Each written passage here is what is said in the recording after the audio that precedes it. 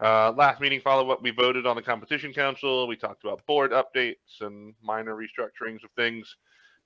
We announced the social media partnerships, and those schools are there. Those interns are working diligently on some exciting things that you'll see on socials coming up soon. We linked the feedback form for IEN. That is always there at the comment box for you to leave comments, to drop us suggestions, those sorts of things. I believe the grand total of feedback is 1 since inception a few months ago. So that is there for you to use. Feel free. The newsletter mailing list, if you are not getting Dylan's weekly newsletter, make sure you add to that. We just had a conversation about how we're going to be growing that list to include other community members, like students and parents as well, who want to be in the know about what we're doing. That will most likely take place via a button on the website. So we'll let you know when that goes live. But when that happens, you should encourage your community members, parents, students, administrators, other teachers, whoever wants to follow along, that they can sign up for that newsletter. We talked about spring season reminders, Discord roles and names. Make sure that you're following all those things. It should be easier to reach people in Discord now that we have correct roles and names. Nick took the brunt of all of those duties, so thanks, Nick. We talked about unified club procedures, the Wildcard for AVGL, and community opens that are coming up.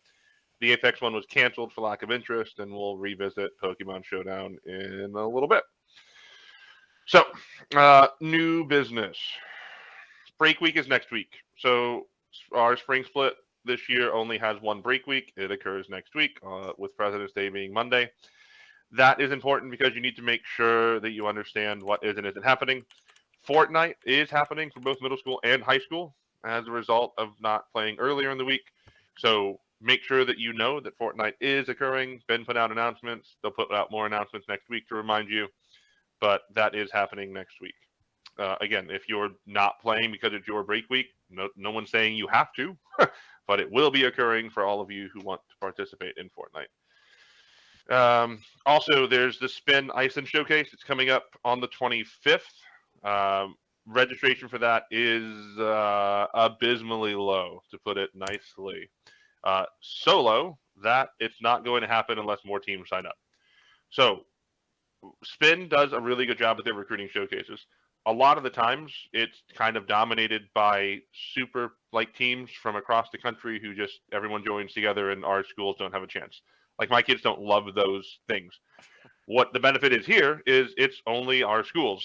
We're not dealing with a super team of students from 7 different states or whatever. It's our teams competing against each other in front of college coaches in streams that are manned and promoted by Spin. It's a really good opportunity for us, but there's 3 teams total, maybe. There's 2 in Rocket League, and there's a really small amount. So, we have 100 schools across the state. We have, I counted, we have 1,500 players across the state, and we have 9 players registered for this recruiting showcase that's being put on for us specifically. Yeah, quick interjection real fast, just to make it abundantly clear. To be minimally viable, right, we would need around 8 teams in each game. That is not even around half of the total teams in each of these titles. Rocket League and Valorant are 2 of our most popular games, so getting 8 teams, and this is honestly, any team can participate. That's what's really great about this. You're a single A JV team, but you want to be able to play against anyone in the state? Great. Go out and join this showcase. Are you a AAA club team that really wishes you could play in the place of your varsity or JV? Well, go out and play in this, right? It is something that is minimal involvement from you as the adult in the room as well. All you have to do is sign these kids up, right? They can play from home. That's totally fine. It is an online showcase. College directors do participate in these. People like me, we spend our whole weekends watching these events, networking with the students, talking to them about opportunities we have for them at our universities. This is a legitimate thing that is valuable to the students. They don't have to be the best players in the world. If your kids aren't like immortal or grand champ or grandmasters at these games, that doesn't mean they're just going to get ignored. Schools across the country are looking for players of all skill levels, all backgrounds, all the time. So it's really important, especially here in Indiana, that we use this opportunity to showcase, because there are universities and colleges right down the road from our students that would love to have them play or participate in their esports program in some capacity, and in some cases substantially reduce the cost of attendance. So please get the word out. Go to the newsletter. I send it out every week. It is also in the Discord in its own channel. It will lay out all the specifics, but it's Rocket League, Valorant, and League of Legends. Sign your kids up. It doesn't matter which teams, club, JV, varsity, whatever, all of them can compete. It's just against Indiana teams, and it's all like that team versus another team, right? You don't have to worry about the best players from Carmel, Snyder, and Portage, and INDLS, and Kankakee, and all these different places coming together and forming super teams. So it's just a really fun Saturday. And for most teams, it's going to be the last major tournament they can compete in this year, because playoffs is varsity only. So for your JV and club teams, after the last week of the regular season, they don't have anything else going on. So this is like a really ideal time to get them just another opportunity to play, have some fun with their teammates, and get an awesome experience. Yeah, you're guaranteed a minimum number of matches, so it's not like you lose your first match and you're out either. I mean, there's not really a lot of downsides. So yeah, really strongly consider that. Nathan linked it for you in the agenda as well. If you can't find any of the links, just ask in Discord and we'll direct you in the right spot. You can ping Kyle, the Stay Plugged In account, to ask questions, or ask us, and we can get back to you. But we need to have more teams registered by this Friday, or else we can't, in good faith, have Spin devote the time to run this. So if you're considering it, make decisions quick and sign up by Friday. Carlos. So let's have a question there. Yeah, so I think, like, for me, the reason why I haven't signed up or brought it up is the way that it was like advertised. It's for like college recruitment, and so I'm like, I only have one senior that plays those games, so why am I going to sign up a whole team for one senior? That's kind of like my mindset in it, and I Yeah. don't know if anybody else has that same mindset of like, why would one of my freshmen or sophomores want to play if the college recruiters are only looking at seniors in a sense? We're not only looking Right. at seniors, for one thing. I will tell you, I have already talked to students that are like class of 25, class of 24, class of 26. Like, we need, if you're a college coach that's only talking to seniors at the end of February, you're doing a really bad job. So definitely, this is honestly the best time for underclassmen and juniors, especially, to do this showcase. And you know, in traditional sports, yes, they start getting scouted before they're old enough to drive. And the thing with esports is like, we're even looking that far in advance as well, because we don't have to deal with all of the NCAA limitations that would prevent us from like contacting students with their families and like starting to have these conversations. Yeah, that was just the way that it was like presented. Yeah. And so like in me, like I said, that was the way that I understood it. So it immediately like turned me off. So I think if anybody else was like me in that sense, now with this extra explanation, it's a little different of a story. Yeah, Carlos, I signed up my my Rocket League team, and I don't have a senior on the team, so they're 9th, 10th, and 11th graders and stuff. So, but it also gives them good experience in playing in these types of tournaments. But I mean, yeah, like I've had college coaches talk to me about some of my players since they were freshmen and sophomores. And if a college coach can build a relationship with a sophomore, then that student's going to immediately tend to gravitate towards that college anyway. So like Dylan said, if you're not doing that, then you're behind other coaches that are. I mean, yeah, it's a good opportunity. If you had a freshman only team, I would still enter and do it. There's no reason not to. James, you had a question. Yeah, so both of our coaches on our school have a previous engagement on the 25th. Is it something that I can just get the kids set up and get out of the way? Is there a yeah, we're not requiring you to monitor them. That for normal competition, yes, but for this tournament, no. I mean, make sure your kids know. what's going on, make sure they know how to find their matches, and Right. you're fine. Yeah, thanks for asking What if that, they- actually, James, because I think that's a big hang up for a lot of coaches too. They're like, wait a second, I'm busy on that Saturday or whatever, and I can't do it. But like, I'll help my kids get registered and things like for a lot of these things. But like, if it's on a weekend, sometimes I can't do it either. But I'll have Okay. my captain. I'll make sure my captain on that team, or I put somebody in charge of that team that they know how to find the matches, they know how to do everything like that. And then Yeah, the majority of the showcases that Spin does, like Joe was alluding to earlier, are for just any player in the country who's on their platform. So when I sit there, like I spent probably 12 hours a couple weekends ago, 12 to 14 hours doing one of these national showcases, and like there's not a single high school coach managing their team, because it's just all the players doing all the things, managing themselves, forming their own rosters, doing their own registrations in that scenario. In this scenario, all we ask is that the coach registers their school rosters. Otherwise, day of, the kids take the ball and they run with it, and Spin, they're going to have everything set up so that the kids can run the show themselves. What are the consequences if the team just doesn't show up? Like we've had a lot of flaky kids lately. So if they sign up and then just don't show up, do they just forfeit and Yeah, they just move forfeit. on? Yep. Okay. There's no lasting penalties. Nope. Okay. Thank you. Other questions about the showcase?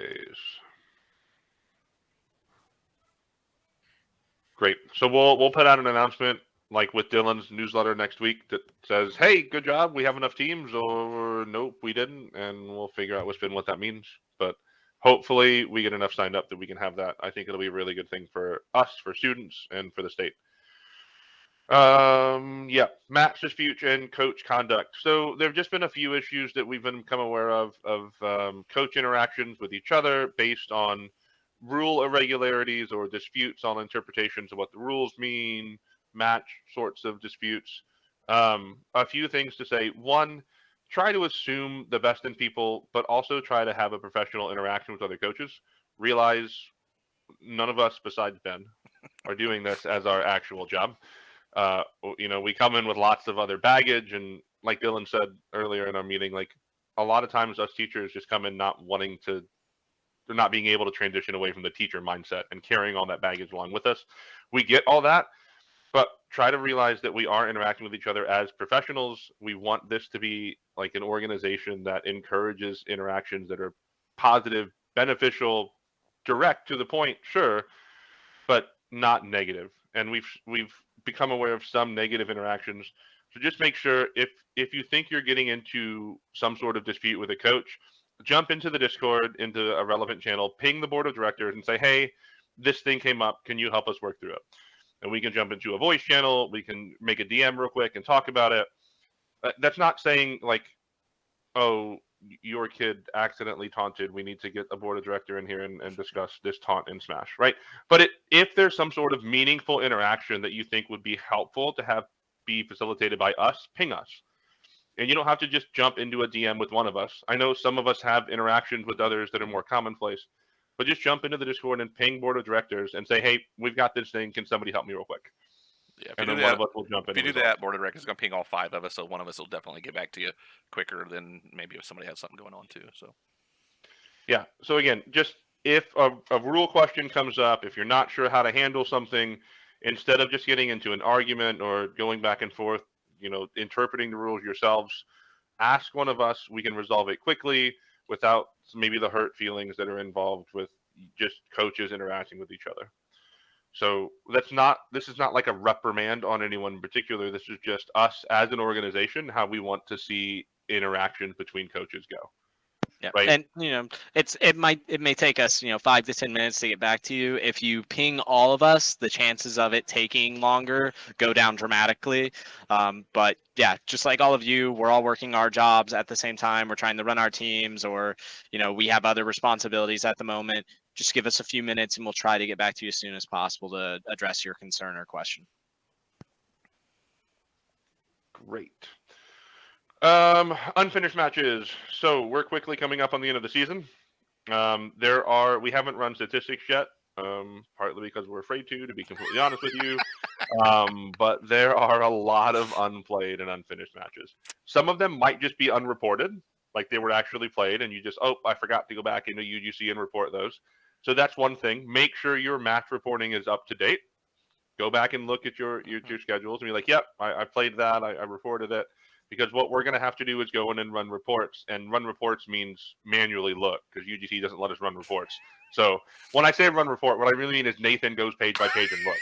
So just to be completely honest with you, we're going to have to go through every division of every game every week and look at matches that haven't been played, and then compile a list and then start reaching out to you guys and being like, hey, why hadn't this been played?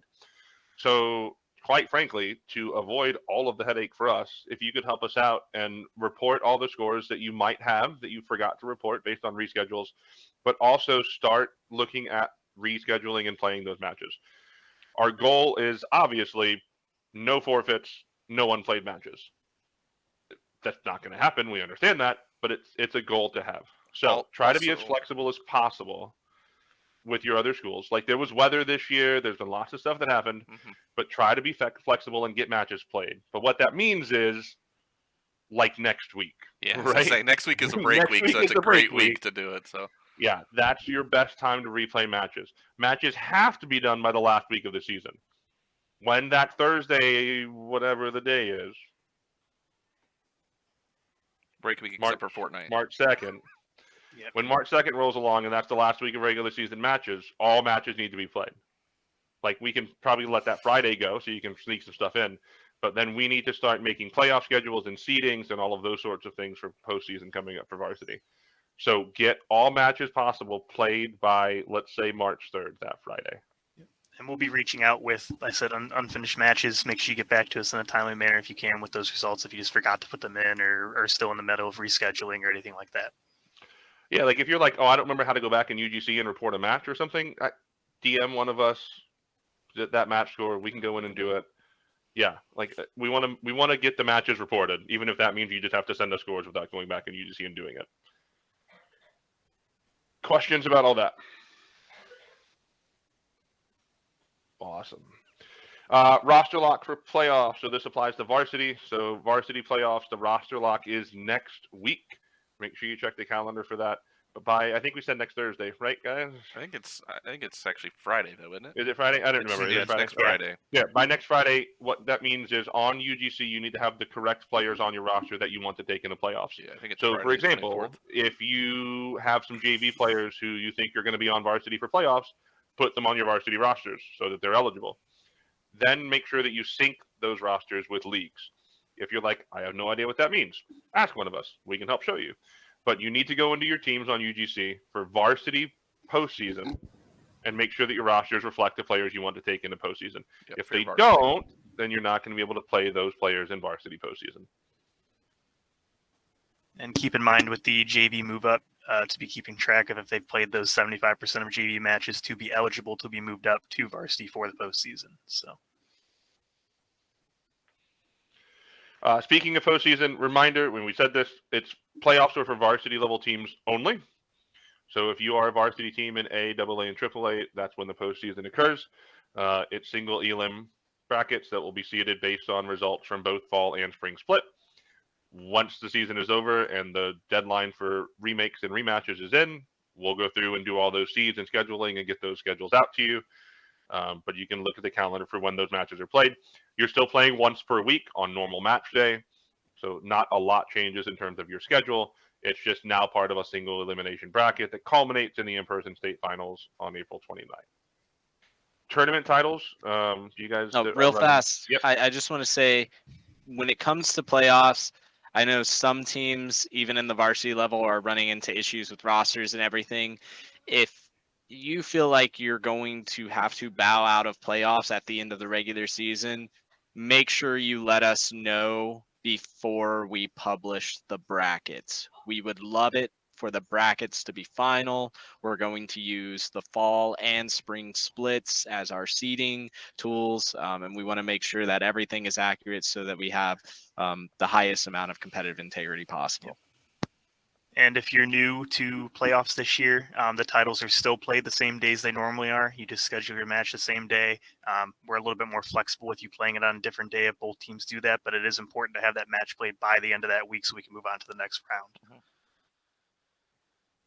Nathan, you want to talk about chess and what's happening with Yeah. chess? So we're going to go ahead and move on with playoffs with chess. The way it's going to work is you have to have a player that has at least played 1 week of chess. They can't just have 0 points and expect to play in the playoffs bracket. They will be taken out. But it's looking to be just a single elimination bracket, best of 3s for chess. So after the break week, when we have our last week 12 match for chess, I'll go through and seed a bracket based on individual standings for the season. We'll have a clear-cut school team points winner for chess, but we'll seed all the individual points that have been gathered throughout the fall and spring into a bracket and go from there. Fortnite, Ben? There will be no play. It'll just be the whole year culmination of fall and spring, and then that's it. We'll have 3 champions. We'll have a builds, a 0 builds, and then a combined total for high school. And then iRacing has been going the same way as it has. Those point totals are being calculated as the season progresses. There's no separate playoffs. And Tetris is the same way, I believe. I believe she ran a playoffs last year. So we need to figure out if that's happening again this year. So we'll get back to you on that one. Yep. We'll let you know about Tetris. And then state finals reminder, April 29th at Ball State. In-person finals for all varsity divisions and titles. Middle school showcase, playtime. I don't know what Nick's calling it. They're probably the unified as well. Yeah, unified state finals should be there. As far as middle school, yes, I did post something in Discord about looking for some suggestions for what you would like the middle school thing to be called, to look like, any of that. So please give me any feedback or ideas. Yeah, so lots of competition, but more than that, there's going to be giveaways, there's going to be food, there's going to be activities for you as a coach to better yourself, to learn more about individual titles, about coaching, about streaming, for the students to be able to attend sessions. So again, lots more information to come, but if you haven't already started talking to your admins about state finals, do that. Put in a request, even if you don't think there's a chance you're going, because you don't have to go if you get your request approved. But you're not going to go if you don't get it approved. So just do that. And I'm really encouraging you all as coaches even just to come. Bring a few kids. Bring your admin who doesn't understand what you've been doing with the kids in that room playing video games, and show them the community that we built and what it's like. I'm really excited. We as a board are really excited. It's going to be a great day to show off what Indiana Esports is all about. So put that on your calendars and make sure that you keep thinking about it. So we brought our admin last year. I brought even my elementary principal was there. They loved it. So yeah, and that was at Bednick's where there wasn't air conditioning. Yep. Imagine what it's going to be like now. So much As you do get farther in your playoffs brackets, though, if there is any doubt in your mind that you get to semis or somewhere and you go, "Oh, I don't think I'm going to make it," let us know sooner than later so we can make accommodations for that. Mm-hmm. We don't want to hear that, once you get to finals, the day before finals, that you aren't going to be there in person and we have to figure something out. So, yeah. Also, don't just assume that there's no way that you can afford to do it. There's some chances that we have for helping you be able to afford that. So if you qualify and you're like, well, there's no way I can even afford a bus, reach out to us. We can help, we think, with a lot of those problems from different schools. So we've worked out some sponsorships. Don't just say there's no way I can do this because it's going to cost too much money. If you qualify, let us know. Like if you move past, let's say, first or second round in playoffs, and you're like, we're getting close, semifinals and finals, let us know if you think it's going to be a problem for you, and we can start getting those arrangements made. We don't want anyone to not be at finals because they say there's no way they can make it. Okay? Great. Upcoming events. Nathan, Cougar Open. Yep. Cougar Open's coming up on March 4th. It's an in-person Smash Brothers and new edition Rocket League this year. So we'll be running Smash Brothers exactly how Manchester runs their tournament, if you've gone to Manchester before. So pools into a top cut. And then we're running a double elimination Rocket League bracket at the same time. So if you're interested in coming to that, that is in at Kankakee Valley in Northwest Indiana. So maybe a trek for some of you, but for your Northwest Indiana schools, not that far. Signups on StartGG, those end on March 1st. And then we also have a tournament Discord that's linked on the StartGG for you to join and ask any questions. So I'm available for any questions whenever as well. Battle of the Barn, Kristen from Lafayette Jeff put some material in the Discord server about that as well. So that's coming up May 6th and 7th. Lots of interesting things around esports and gaming there as well. So make sure you take a look at that. That's, Midwest part of the state. So a little bit closer for some of you Southern schools if you're looking for something to do. That's after finals even. So if you want that one last hurrah in May, take a look at Battle of the Barn. Questions should be directed towards Kristen in Discord, or you can ping one of us and we can connect you with Kristen if you have questions about that. And then Pokemon Showdown, Nathan, you again? Yep. So that's coming up during the break week. I believe that is the Friday, so the same day roster lock is there. Currently, we have no teams signed up. I'm hoping that's because people are still putting their teams together because there's a lot of changes in Pokemon Showdown. Kids change their teams all the time. And I think we had about 5 schools interested. I'll keep an eye on it. If we don't have enough teams to do it by that Friday, I'll let schools know around Wednesday to say we're going to cancel it. But that link is there. I'm available for questions if you need help getting things set up, all that. It's browser based, so kids can play it on their one-to-one devices. Last call for feedback. So maybe the first call for feedback, but also the last call for feedback. One of the things that we as directors are going to be working on soon within the next month is starting to seriously evaluate the schedule and calendar for next year. What titles we can support, which ones we can't, if we can add new titles, which publishers are making questionable decisions about Scholastic Esports and are going to make things difficult for us, those sorts of things. So if there are certain things you want us to know and consider about why are games offered this day of the week? Why are we doing splits and not separate seasons? Why do we do year round? If you have any of those comments or suggestions, let us know. One of two places you can use the comment box if it's something kind of shorter. If you aren't sure how you want to formalize your feedback, the Competition Council is working on a survey to go out about what you prefer as a coach in terms of when things are scheduled and the like. So be on the lookout for that. But we want to have things finalized ideally for our April meeting so that we can let you all know what's happening next school year in April, because a lot of us will check out in May, June, and July, and then all of a sudden it'll be August, and you'll need to know before then. So our goal will be in the April meeting to roll out everything you need to know for next year, which means we really have to be making decisions on our end next month, which means you guys have to get your feedback to us pretty soon. So if you have those sorts of things, go ahead and look for the survey the Competition Council will fill out. We'll try to put that in the newsletter that goes out next week, and we'll make sure that it's visible on Discord and those sorts of things as well. Mandatory coaches meetings. This is something that we've been talking about as well. We know everyone's busy, but it is going to be hard to continue to grow as an organization without having some sort of mandatory meetings. We decided that the best way to do that is twice a year. So the August meeting, the first one of the school year, to kind of finalize everything that's happening for that school year. The idea will be we'll set 2 or 3 times, not necessarily all on that date, August 30th. It might be a little bump plus or minus. But you will be required to attend one of those meetings. And then another one January 10th. So that will be kind of our business meeting of the year. That's what we just did last month, where we voted on Competition Council. Kind of the legal annual meeting for us as an organization. We're going to make both of those, again, mandatory, not saying they're single meetings and not saying if you have to miss because something comes up that we can't schedule something else. But the baseline expectation is going to be you as a coach are attending those 2 mandatory meetings, August 30th, January 10th. Anthony. Dumb question, but would it be beneficial to maybe separate high school and middle school? That way, maybe the meetings are shorter. And because I know a lot of the information that gets talked about here is mostly for high school, which I'm fine with that. It's not a big deal. But if there are some people that can't, make it as often or come as long, I don't know if that would help, but maybe separate and do a high school and middle school, just throwing out ideas. Yeah, that's reasonable for sure. I don't know that we can do that for all the monthly meetings, but for the mandatory ones, yeah, I think that's a reasonable thing to do. Questions about all that? Okay.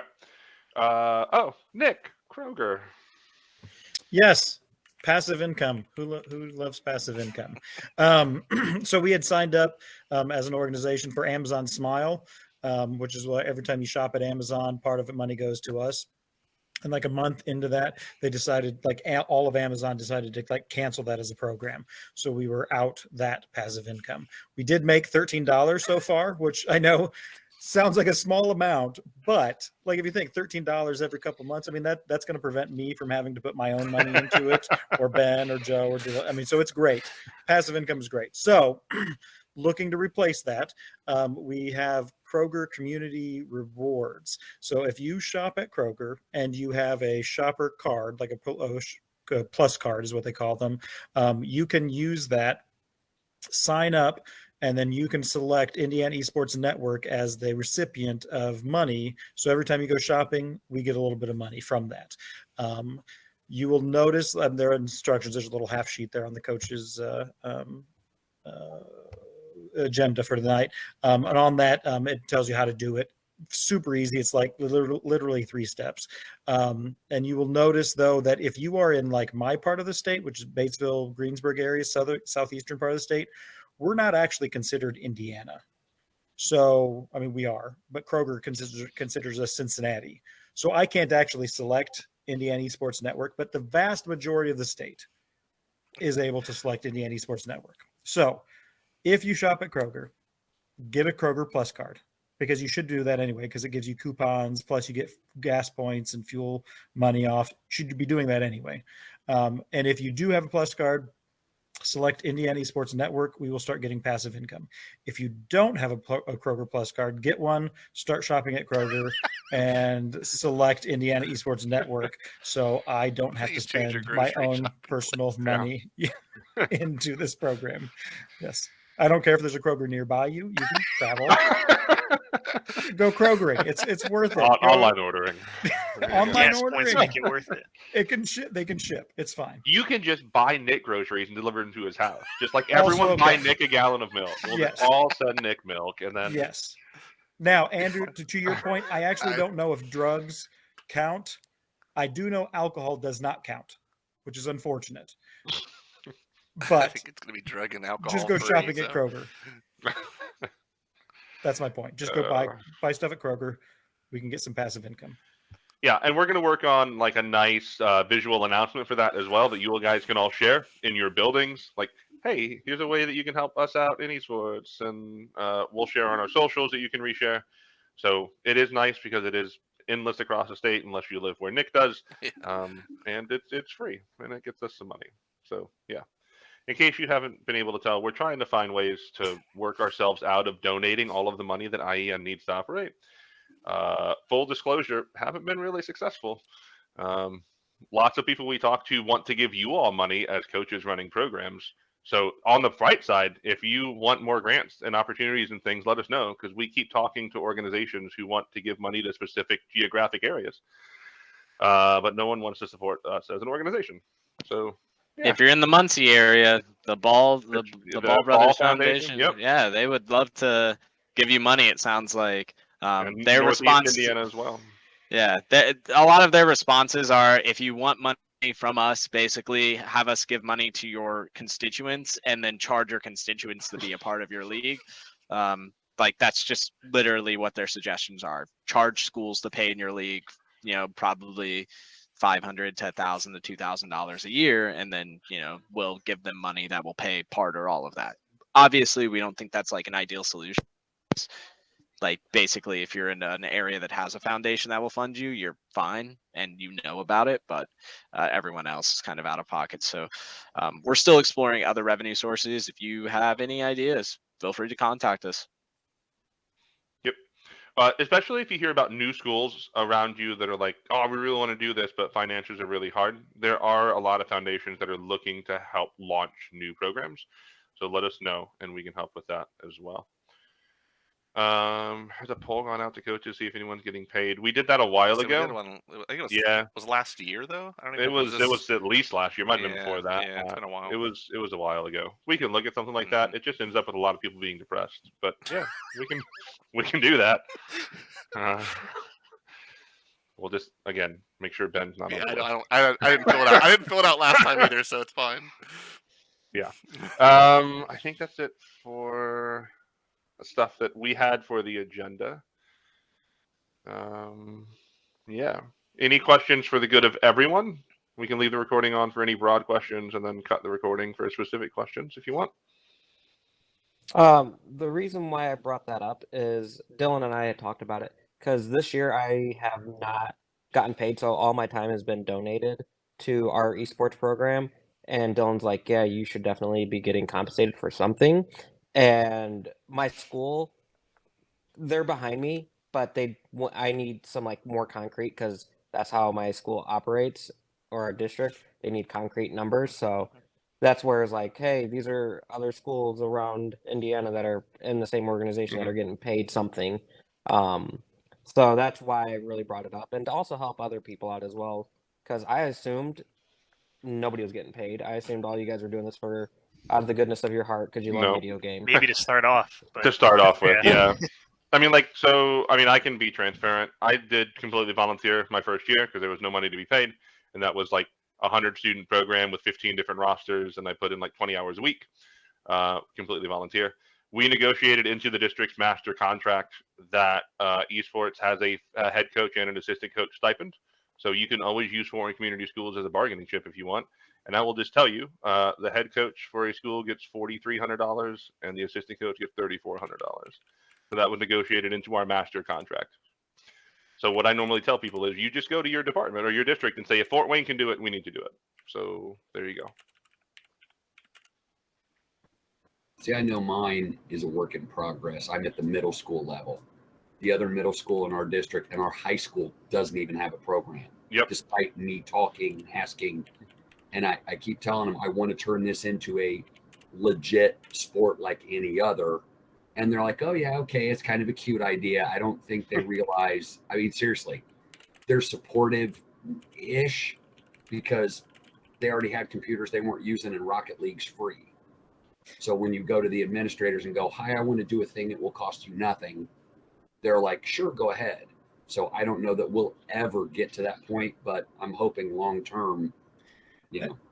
And Anthony, being around the Muncie area like you are, Yep. we had a conversation with the Ball Brothers Foundation. Is that what it's called? Yep. And they are willing to, they are encouraging you to talk to your administrators and say, hey, next time we get one of these grants, put a stipend in it, put money in it for the devices, and also all the schools in your whole area. They specifically were talking about your corporation, and they are willing to support that as long as the administrators are on board with that. Yeah, I finally got hooked up with a guy that has said he is going to write in to get us new equipment, which is great.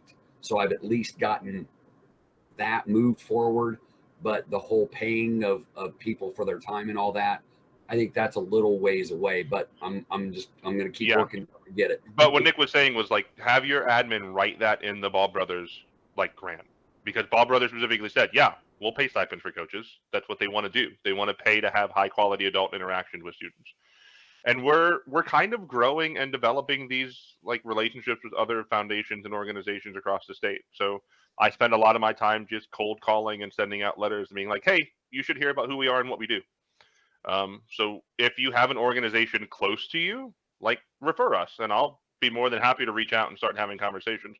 But the more these foundations and groups know what we do, the more likely are you as school-based personnel are going to be supported by them.